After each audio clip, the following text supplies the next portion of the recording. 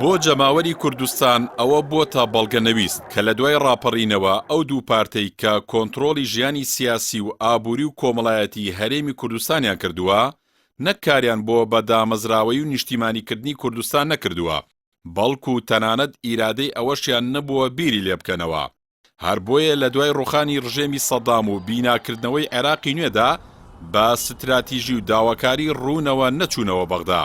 بەڵکو وەکو دۆست و نەیاری کورد ئاماژەی پێدەکەن شاندا حیزبەکانی کوردستان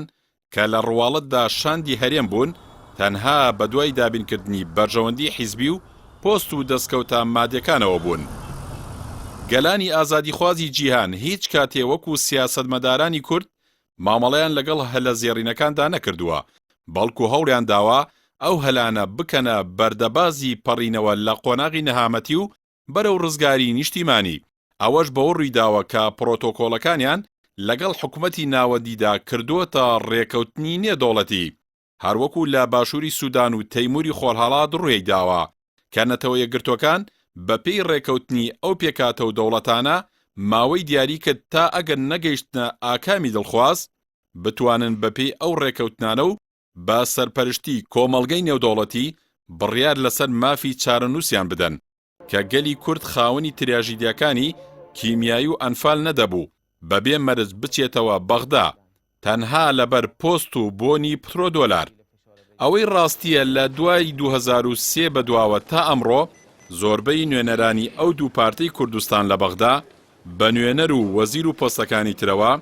بە زۆرینەی ڕەها لە کاتی ئامادەکردنی پرۆژە یاساکان و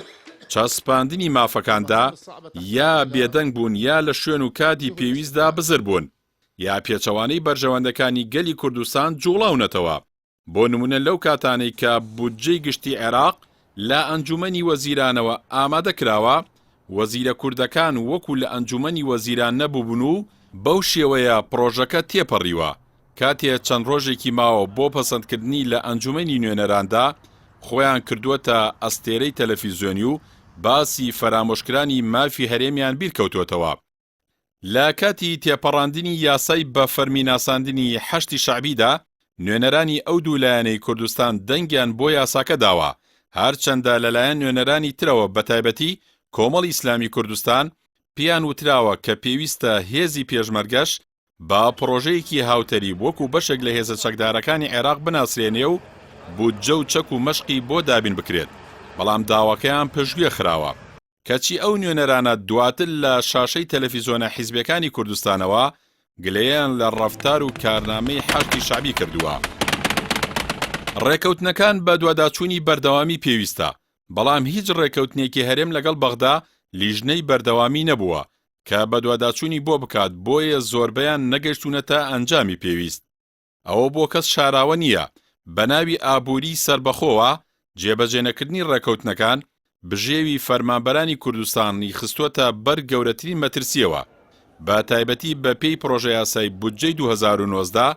کە ئەم ساڵیش عێراق لەسەری بەردەوامە هەرێم دەبوو ڕۆژانە 250,000 بەرمیل نەوت ڕادستی کۆمپانیای سۆمۆ بکات کە لە دوای ناردنی 15 مانگ لە پشکی هەرێم، بەڵام دەسەڵاتداران تەنها بەرمیلێکیان ڕادستی ئەو کۆمپانیایە نەکردووە. گەرچی لەم کاتە ناهەموارەدا لەشکرێک توێژەری سیاسی دەیانەوێت بابەتەکان بە عاقاری عاتیفیدا ببەن،